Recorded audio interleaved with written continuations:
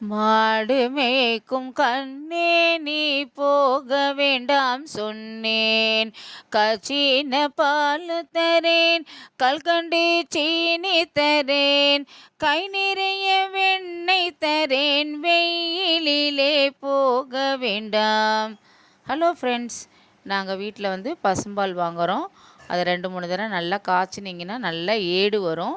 ஒரு பாத்திரத்தில் கொஞ்சம் தயிர் விட்டுட்டு அந்த ஏடெல்லாம் எடுத்து போட்டு சேர்த்து வச்சுருந்தீங்கன்னா, நீங்கள் இது மாதிரி ஒரு பாத்திரத்தில் போட்டு நல்லா கடைஞ்சிங்கன்னா அந்த மாதிரி நமக்கு வெண்ணெய் கிடைக்கும். இந்த வெண்ணெயை நம்ம இப்போ நல்லா காய்ச்சிக்கலாம். இதெல்லாம் நல்லா உருகணும். நல்ல வாசனையாகவும் இருக்கும். நமக்கு ஒரு பியூர் நெய்யும் கிடைக்கும். செலவே இல்லாமல் நமக்கு நிறைய நெய்யும் கிடைக்கும். நல்லா உருகிடுச்சு வெண்ணெயெல்லாம். நல்லா பொங்கி வருது பாருங்கள். அடுப்பை சிம்மில் வச்சுக்கோங்க.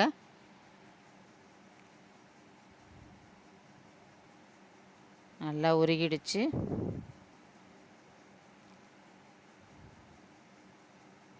நல்லா மேலே எண்ணெயெல்லாம் பிரிஞ்சு வந்துடுது பாருங்கள் நல்லா. இப்போ நான் ஃப்ரெஷ்ஷான முருங்கைக்கீரை போட்டிருக்கேன். நமக்கு இப்போ நெய் வந்து ரெடி ஆயிடுச்சு. நீங்களும் இதை மாதிரி ட்ரை பண்ணி பாருங்கள். Thank you friends.